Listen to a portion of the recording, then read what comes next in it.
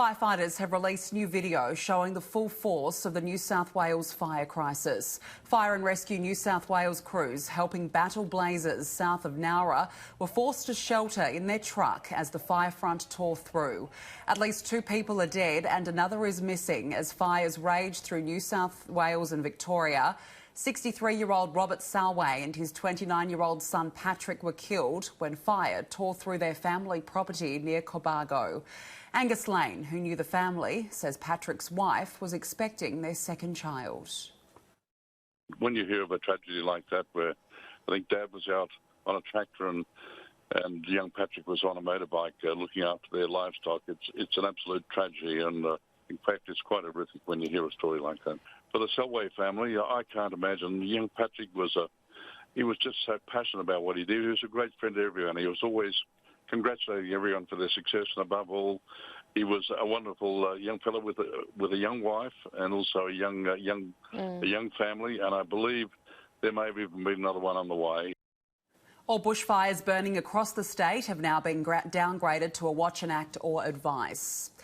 Firefighters in New South Wales have taken advantage of easing conditions as they attempt to gain the upper hand on the state's bushfire emergency. Live now to Roche Murdoch at RFS headquarters. Roche, 2 emergency warnings have just been downgraded.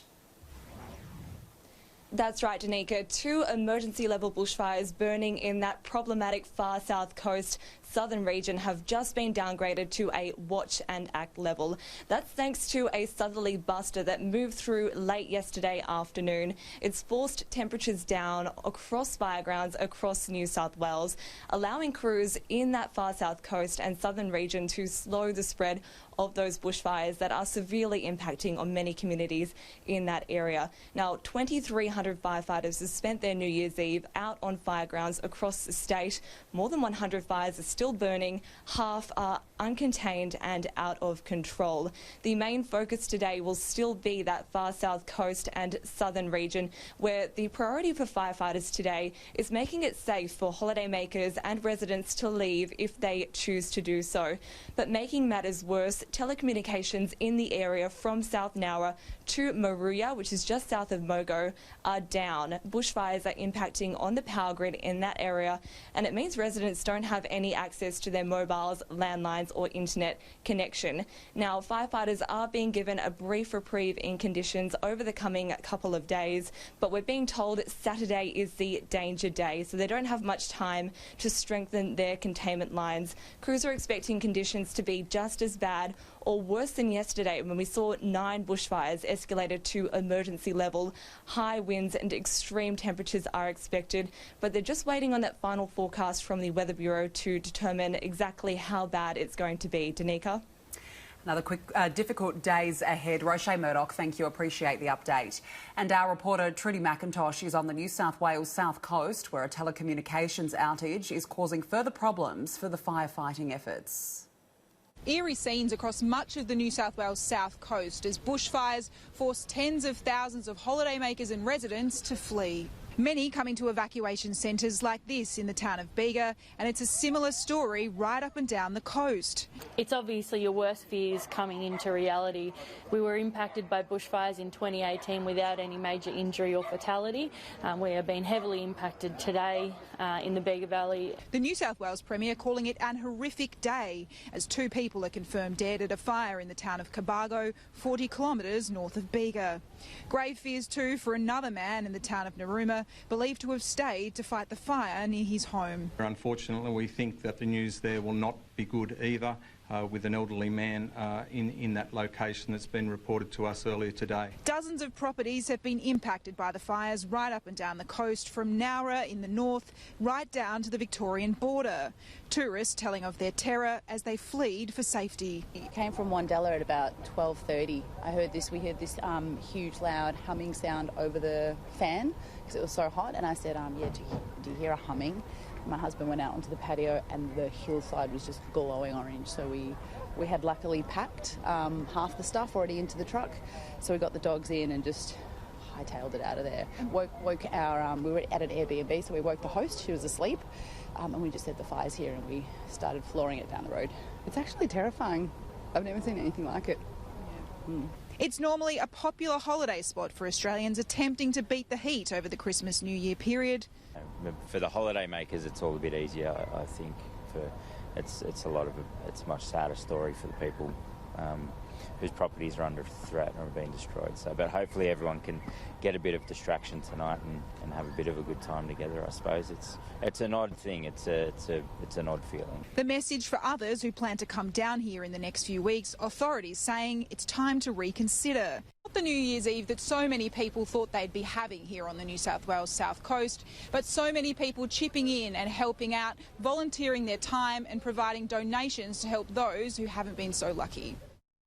To Victoria now, where 7 emergency warnings remain in place as 45 bushfires are still active across the state. 6 of those warnings have been issued for the East Gippsland region, where 4 people remain unaccounted for. The other is in place for a fire burning further north near the New South Wales border. Holidaymakers remain stranded in the coastal town of Malakuta after fast-moving bushfires forced thousands to flee the beach. Military personnel have been called in to help firefighters battle dozens of blazes still burning across the state. Andrea Crothers has more from the fire grounds. Truly apocalyptic scenes in Victoria's Far East as the Wingan River blaze bears down on the tourist town of Malakuta. Malakuta. Got the girls and the dogs up the front, got supplies, but get into the water. I've never seen anything like it. 4,000 residents and holidaymakers forced to flee to the water. The sun was up, but it was pitch black as many made the move and then anxiously waited for the fire to hit. There's ash everywhere and the fire brigade's going off everywhere. Before an early afternoon wind change swept the blaze around the town. The extent of the damage beginning to be revealed. At least 19 structures destroyed in Sarsfield, 24 in Buchan, many more believed lost. Potential is we've lost everything. But until we get there, we just don't know. The difficulty is we're on 77 acres and 40 of it's bush, and it hadn't been backburned in a decade. And nobody can can actually see our house. No one can actually see our house from a road or anything. So yeah, that makes it a lot more difficult as well. Their local school at Clifton Creek couldn't be saved.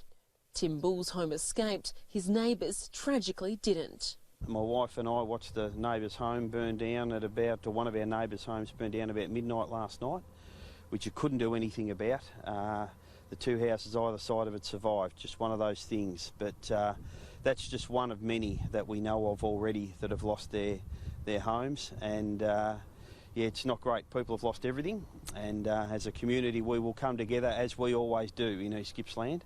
On Monday, 200,000 hectares had been scorched across Victoria since the fires started 6 weeks ago. That area has since doubled. As firefighters fatigue, reinforcements have been called in.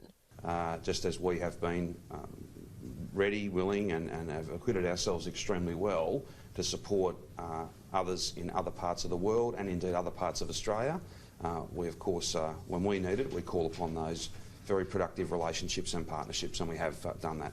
Australian military muscle will also be brought in. 3 helicopters and 1 aircraft to aid firefighting efforts and drop immediate supplies. 2 naval vessels will also help evacuate those stranded in coastal communities. Andrea Crothers, Sky News in Bairnsdale.